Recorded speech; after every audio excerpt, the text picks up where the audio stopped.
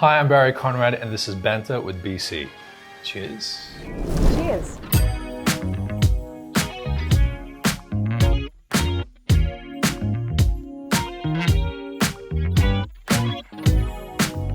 And today I'm here with my guest, Cassie Howarth. Cassie, do you want to introduce yourself to the people?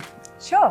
I'm Cassie. Hi. I'm an actress, worked in film, television, and some stage work. We like to start with something called two truths and a lie. Do you know how this works? Yes, I think so. You're up. My two truths and a lie. Okay.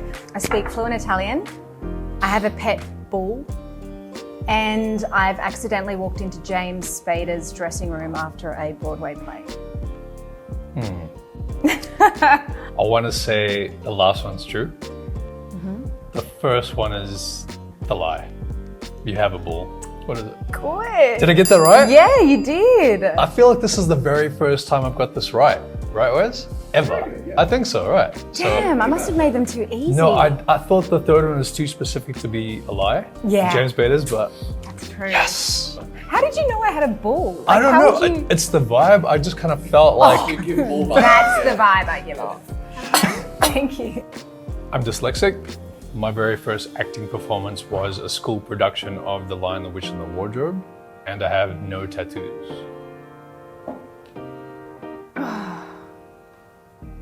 I feel like I've seen a picture of you shirtless on your Instagram and I can't remember if you had tattoos. But or there not. could be tattoos on my leg. That's there could true. Be, I don't know. You told me. I'm going to say the first play is true. Where's that? I just feel like that would be something you would do. Oh no, is there a play of The Lion, the Witch, and the Wardrobe? Okay. Okay, I'm going to say the truth is that you have a tattoo Okay. and that you were in that play. Are they both the lies? I was in the play and I don't have any tattoos. Yep, there we go. So she has gotten the wrong and I've got them all right. So that's a first ever. I'm glad I'm that person for you. That's really good. Let's dig in. Let's go. Okay, great. I feel very greedy. Go for it. The chips are great. She likes, she's gluten free. Definitely eat meat, which Yeah. I have gone vegetarian at like certain points in my life. So I've done like 6 months or something vegetarian, but I always seem to go back. How do you find that? Because meat's fun though. Chicken. I know, steak, it's right? more the ethical Yes, I get that. thing that I Yeah. toy with, Yeah. but I agree. I feel like I have more energy, and I know everybody says no, you can have energy being vegetarian. Yeah. But I just feel like I have way more energy on meat, and I also really like the taste. Do we go with fingers or? I'm yeah. going. So, Right. and I've got like a bad track record with food on this show anyway. What do you mean? Well, I He doesn't Played- seem to understand the purpose of cutlery. Oh, I use my hands, or like if I'm dishing something up, I'll like Cutlery? I'll scrape Oh, it off yeah. the plate like I don't properly. It's not. So what's the most spontaneous thing you've ever done? I had actually it was when I was on Home and Away. we had Easter break off, so it was like 10 days or something. And I had nothing organised, and I went home one night and I was living with 5 of my friends. We had a house here in Sydney.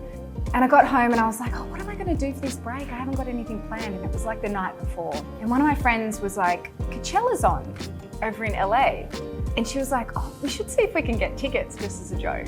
Yeah. So we went on it was some kind of secondhand website and she could get tickets. And then we were like, I wonder if we can get flights. So we literally organised it all. The next day we flew out. Like 3 or 4 days in Coachella, and then we went up to Vegas for 3 or 4 days. And then I had to be back because I had the Logies like that Sunday night. That's crazy. Got back in time, but you Yep. can imagine how exhausted I was. How are you feeling after that? Horrendous. Yeah. Like, it was the funnest time, but yeah, I felt horrendous for the Logies. I was so tired. That's a pretty fun, spontaneous moment though, because like Coachella, come on. Yeah, it was great. It's not like Well, it's proper. because usually you're not like watching yourself eating. You're not watching, and But who now cares? you have to watch it back Exactly. and see how you eat. And I feel like it was before Coachella was like super popular. So it was still at a time when it was a really chill crowd. What's the biggest stereotype surrounding what you do? I feel like people think actors have a certain personality, that we're really loud and want attention. And a lot of actors I know are not like that. Right. Actually, if anything, they're quite reserved, particularly the ones, that kind of work all the time. But then again, it's just like any profession. You have all sorts of personalities. But I feel like there's a bit of people have an impression of you already before they meet you. That you'd be like this loud, like walk into the room like, hey, I'm here, Yeah, sort of or thing. you want the attention, or Yeah. you're craving, like, whereas I don't think that's necessarily true. And also for a lot of my friends as well. What about you? When you go to an event, for example, No, I'm definitely do you not. walk in and what's going through your head? Like the logies, like It what's depends. To me, it's all about who I'm with at an event. Yeah. So if I'm with friends, then I'm going to have a good time Yeah. anyway. But if I'm with people I don't really know and I feel like it's a work thing, Hmm. I will still generally enjoy myself because everything's fun generally. But yeah, I'm not there sort of to try and be the center of attention, or I don't think I have that personality, but I do love being around those people. It's fun though. They're 'cause fun. I feel like you need both, right? Yes, it is a funny profession because people already as well think they know you from the characters you've played. So What's your thoughts on that? Like, give me an example of when you've been out in public and Yeah. someone's been like, hey, I didn't like what you did to da-da-da. oh X my and X. gosh, What? I've had that like a lot, especially from when I was on Home and Away here. Mm. Like I had people come up to me and be like, I can't believe you did that to him. I can't believe you cheated on him. And would give me, and I'm like, oh, actually I didn't. Yeah. Like, but yeah, I get the sentiment, but it wasn't me. Yeah. Like they definitely get an impression from you and they think, you know, and they often like, they can't separate the character Right. because that's what they've been watching every night. Yeah. You know, So thank you. Well, it means you've done your job. True, hopefully. right? Yeah. Out of theatre and screen, Yeah. as an actor, what do you prefer and why? In terms of the rush of, you know, performing and things happening in the moment and it feeling really spontaneous, theatre. Yeah. And also that high that you get after doing a show, I feel like that's really hard to parallel, like to match in film or TV. But what I love about film or TV is you get more takes. And I love exploring stuff and like finding things on, you know, on camera. And sometimes when you're doing a scene, I don't know if you've ever done this, but you'll communicate. You're saying the words to the other actor. So you're both there in the scene together, but with your eyes, you're sort of communicating something else. Yeah. Have you ever had that? Yeah, absolutely. So you're sort of having Yeah. a dual thing Yeah. going on. Which is Like fun. the camera's over there, Yeah, like we need like to just- shuffle yeah. over here, or like so you've got like Yeah. two things going on. I also find it technically, I'm always learning on set, so that's something I really enjoy as well. But yeah, I love the rush of theatre. I love that anything could happen, it could go wildly wrong. It's exactly what you said, because every night is different Yeah. in theatre. Yeah. You don't know what you're going to get. You could even like lose a line. You could drop a prop. Oh, like, I've done all of those. all of those things. Yeah. And that's also part of the adrenaline rush, right? My grandfather played all instruments and my grandmother was a singer and played the piano. And so, Wow, okay. and he was in big bands. So I have it in my family. And so since I was young and my mum could sing, all my cousins, they're all singers. One Yeah, of my right. cousins is an amazing singer. She was a coach on The Voice. Oh, Like wow. she's an amazing. Okay. So when I started singing when I was younger, they're kind of like, nah, she doesn't have it. You know what? You're a great like- actor. Yes. I love you so good. Just keep up with ballet, doll. Like that was it. Huge. What is that? Thank you so much, Angela. What's one of the most memorable roles you've had and why? I did this job in Belgium. It was such a bizarre script and it was not anything I had thought I would work on. Like the character, nothing of it that but it was so interesting. And the fact that we were shooting in Europe and the other actors in it were actors I really wanted to work with. So I took the job and I went over and it was honestly like the best experience, to the point I haven't even seen the full finished product. Right. But the experience of going there and just working with those actors and having a ball and being in Europe for 6 weeks and also just the way we all stayed in this little village that was just had these amazing little restaurants, and we'd go down and get like saucisson and cheeses from the local little like markets, and at the end we all went to Paris for a week, and it was just one of those experiences where I'm like, it almost like it didn't feel like work at all. Wow. And it almost didn't matter what the outcome was. It was Yeah. really the journey of the experience of it. Yeah. And can you say what it was? Like, what was the project then? Yeah, so they've changed the name of it. It was called Trunk, Okay. like in America, Trunk. Like the trunk of the car. Yeah. But they've changed the name of it since because it's on Netflix in Europe, and I'm not sure. Will it be on Netflix in Australia? Will we get to see it? I don't think so. I'm not sure. Maybe. That's pretty cool. I love those experiences where you think it's one thing, but what actually happens exceeds that. Yeah, Do you know what I and mean? it was totally like I nearly didn't take the job, and then because it was just I wasn't quite sure, the script wasn't exactly what I would have usually done. But then once I did, it was just the best. Yeah. And you know what? I think it's all about not just the IMDb, it's about the experience and the people you meet as well. That's what makes part of acting rewarding. Oh, absolutely. And The I still have those relationships. friends. Yeah, Exactly. Every job is like that. I mean, you can really tell the jobs that you walk away from and you go, that was amazing, are the jobs where you got along so well with the cast and crew. Really, always, I find. And when someone comes into your life through a job and it really leaves an impact on you and you stay friends, sometimes maybe just for that moment, but it just maybe adds a degree of change to your life. It's like, wow, like I didn't know this, or this has maybe awoken something in me or confirmed something I was thinking. It's just, I think everything's about relationship. You have to trust your scene partner, for example, and your crew, but when you actually make friends, there's nothing like that.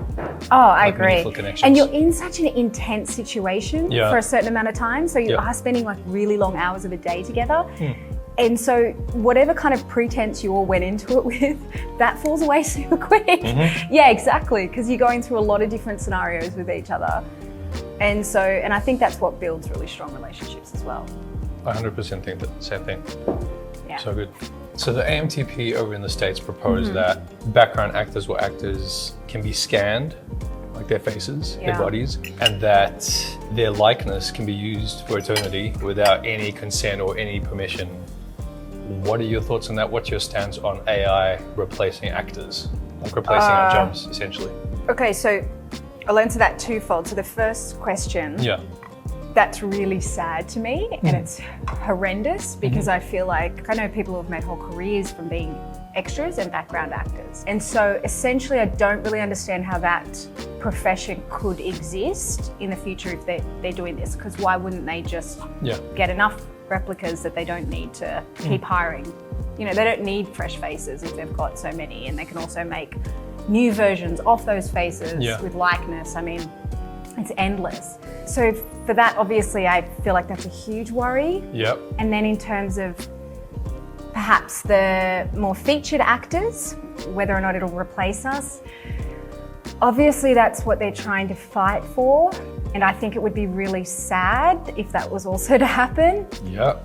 But I do feel like technology is moving in a way and at a pace that I'm not sure how we can harness it or pull it back. What I do think is that we can perhaps change our preferences for what we view. So I saw something where Mark Ruffalo was talking about, let's get back to making independent, people going to the theatre to see independent films, because those kinds of things, they're going to try and not use AI, right? They're going to use real actors. So perhaps there's going to be a full comeback of people going to see these, like moving away from the Marvel kind of or bigger franchise stuff that uses a lot of AI to perhaps going to see these really great stories that are indie films. You know, that's going to probably change the pay grade of a lot of actors and stuff like that, but that might just be part and parcel of it. I'm not all doom and gloom about it, if you know what I mean. I think there could be a resurgence, is that the word, of indie film from it. I've actually never heard their perspective before, so that's very interesting and definitely true, because those indie films probably won't have the budget to use the AI, so let's use actors, so more independent film. Yeah. I mean, I hope. You know, and I'm also trying to think that once a wave starts like this, I don't fully understand how you can stop it. I think there will be a place for it, and there will be a place and an audience for not having that, for having real actors in films. That's what I'm hoping. I think that's not going anywhere. I feel like we have to live with it. If we're going to have this in our reality, let's find a compromise. Like it can't be all replacing. Well, like, it hasn't started with actors, it started with writers, right? I think. And I mean, not just in our industry. I feel like writers writing across the board, whether you're, you know, a novelist. Novelists now are going to be up against AI written material. And there's also journalists, and I mean, it's endless. So I know people even we're just writing one their emails industry. Chat. It's the same. It's exactly the same thing. But if there's a way to work with this and move forward, I think that's the more desirable outcome. Rather than saying, oh no, because it's too late for that. It's way too late for that. I love the independent film thought. That's awesome. Well, good. Let's hope it happens. I feel like every time you start rolling, I've got a chip in my hand. Which actor would play you in a movie about your life? I have no idea. Could be living anywhere in the world. But they can American. be any age. Any age. Well, I mean, if they had to do a biopic right now of Cassie. Maybe Jennifer Connelly. How old is she now? We're not Maybe. ageist on this show, so No. I don't know. I but say she could because she can play, and if she's a bit older, I think she she's a looks bit older pretty than good. me, but she can, she looks great. Yeah, she exactly. looks really That's good. why I'd have her play shout me. out to Yeah. Jennifer Connelly. It's a good choice. I also think she's an awesome actress. She's amazing, actually. Who would play you? Meryl Streep. Yeah, Absolutely. I see that. That's what I was I see thinking. Michael B. Jordan. I've had other answers for other episodes, but I don't want to give the same one, so I'm going to say Michael B. Okay. He's a gun. He's awesome. Yeah, that's a good choice. Alright. So Cassie, can't use that. Hold on. See, this is right. what I do. This is the thing. Don't judge me, because I always do this. I just kind of go scrape. How is that bad? Because What's wrong like with in that? a restaurant, fine dining friends, and they're like, bro, you can't do that. That's You have to pick up each individual piece. So like have special utensils and stuff. Okay, Wow. anyway, whatever. I've failed as well then in that case. When I finished university, I moved to New York. Looking back on it now, it was so difficult at the start because I didn't have a lot of money. I had gone there without anywhere to live. I thought I'll just work it out when I To get New there. York. To New York, yeah. I Okay. mean, I had a scholarship with a dance company, so I was like, I had 3 months kind of sorted in terms of what I would do each day, but I still hadn't really organized accommodation. Like things just fell into place. Yeah. Because as I think that when you're following your dream or a passion, things do sort of fall into place. But then there was obviously like really challenging times that I look back on now and I'm like, wow, I don't know how I stuck it out. The highs were so high, but the Yeah. lows were so low. And also just not having anything to really fall back on apart from, well, I guess I just have to go home because I didn't know anybody there and I didn't Right. know, yeah. And why New York? So what made you decide to go there rather than LA or somewhere else? New York was because I got this scholarship with the Broadway Dance Center over there. I just grew up on like films that were set in New York. I loved musicals. I love, all of that is New York City. I love New York, The by the way. history of New York, yeah, Yeah. like that's, I don't know, I was also like, I guess screaming for adventure, I Yeah. wanted something really far from my home and I grew up on like a farm in Australia, so I Yeah. didn't really, that was so foreign to me. I'm really glad I did it and it was challenging at the time, but it turned out to be one of the best things, one of the best decisions. How long was that whole stint for in New York? Nearly that 4 scholarship? years in the Really? end. Yeah. So timeline-wise, scholarship in New York, and then when did Hannah Wilson happen for you? So I went over there dancing, as I said at the start. I was auditioning for musicals and Just no reach. different, that's all right. It's delicious, by the way. I had a pretty bad injury where I pulled both my hamstrings and That'll do slipped a it. disc, and it was just like How a did myriad that of happen? injuries. How did the injury happen? I Like think during a just performance? wear or? and tear over time. Yeah. Then I was a little bit like, oh, should I just go home because I couldn't really do any classes anymore? And then I thought, I'd started dabbled in some acting classes and I thought I'll just do some more classes and then I just started to love it. So then I joined a theatre company there and I was just doing little black box theatre. And then I got on a show over there which shot in New Jersey, That's which was cool. also one of the best jobs I've done. I just loved that show.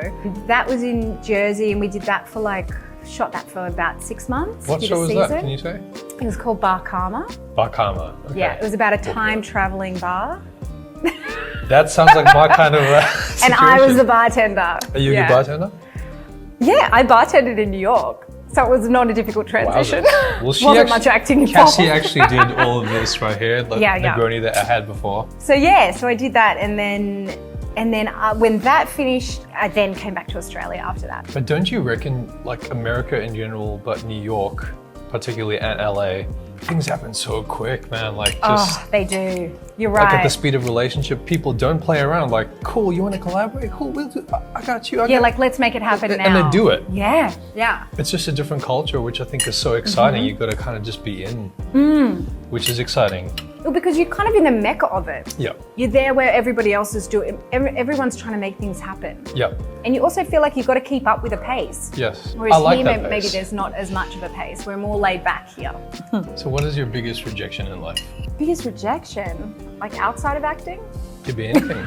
It could be anything. I mean, I'm right.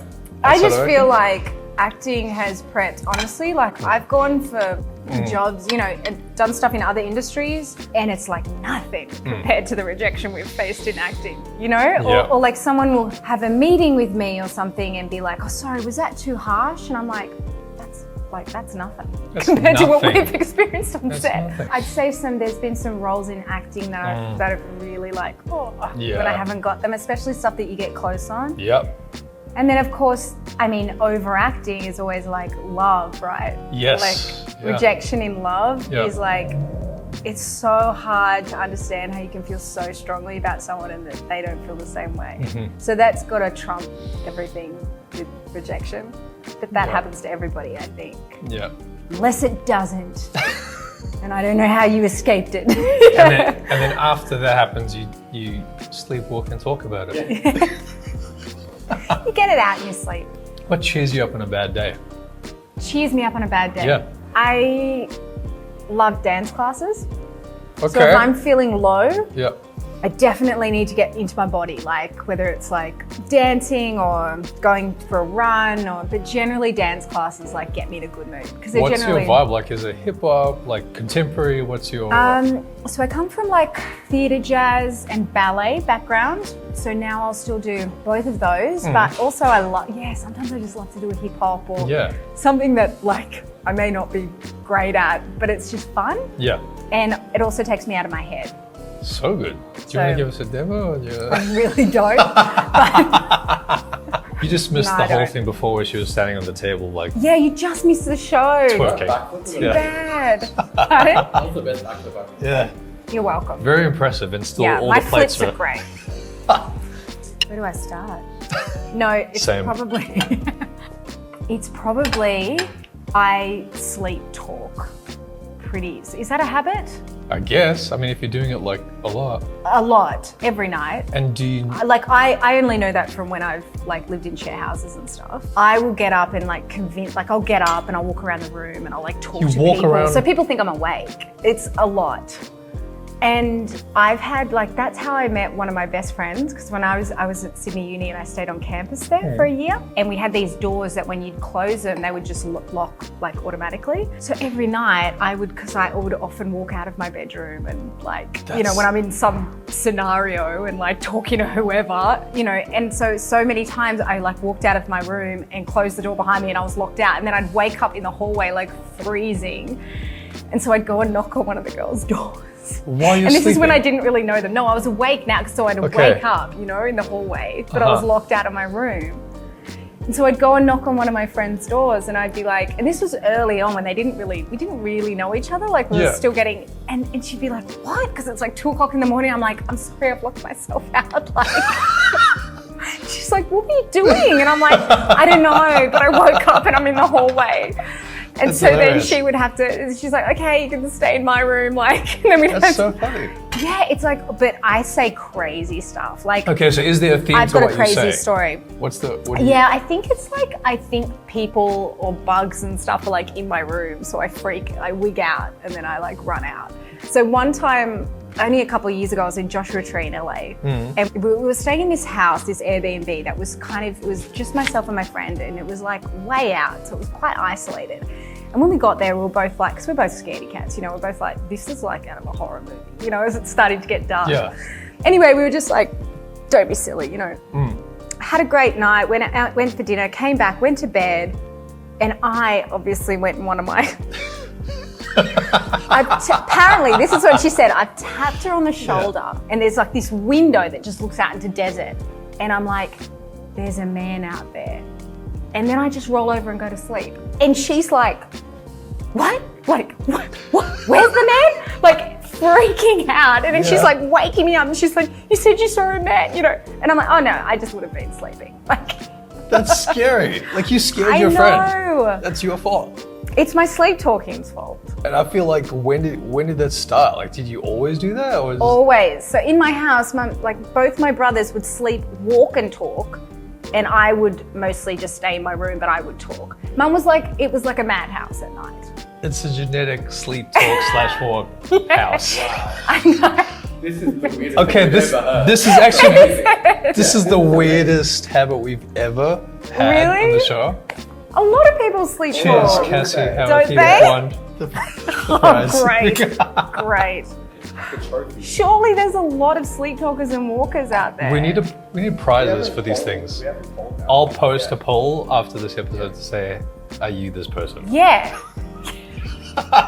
There's a lot of us out there. Are there? What do you call yourselves? Is it like a nickname?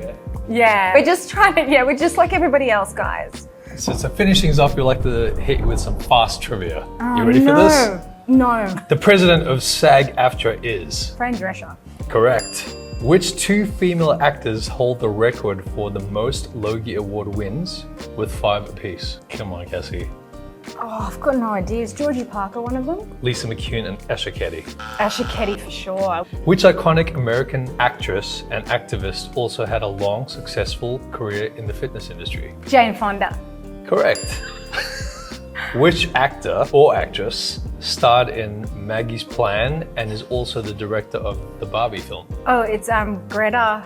Is it? Greta Gerwig. Gerwig. Yeah. Correct. Cassie, thanks so much for coming on the show. Really appreciate Thanks it. for having me, Yeah. Barry. Yeah, It was awesome. great. Yeah, And thanks for the food. Delicious. delicious. If you love this episode of Banter with BC, don't forget to like, comment, share, and subscribe. Thanks for watching, and we'll catch you next time.